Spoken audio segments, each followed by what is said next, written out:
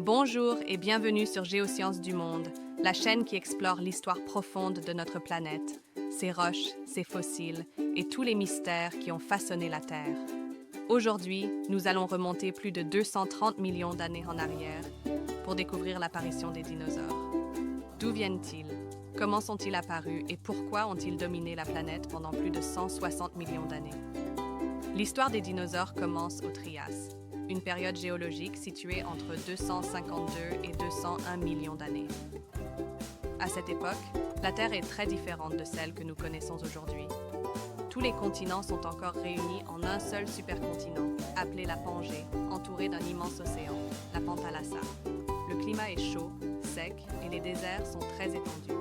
Après la plus grande extinction de masse de l'histoire, celle de la fin du Permien, la vie peine à se réorganiser. Mais cette catastrophe ouvre aussi la porte à l'évolution de nouveaux groupes. Parmi eux, on trouve les archosaures, ancêtres à la fois des crocodiles, des ptérosaures et des dinosaures.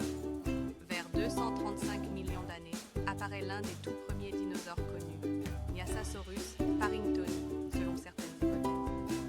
Puis, entre 230 et 225 millions d'années, trois grands groupes de dinosaures se différencient. 1. Les théropodes, carnivores bipèdes, ancêtres des oiseaux comme Herrerasaurus.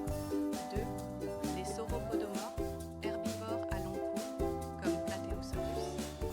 3e, les ornithischiens, herbivores variés, ancêtres des tricératops et ankylosaures. Les dinosaures ne dominent pas encore la Terre à ce moment-là.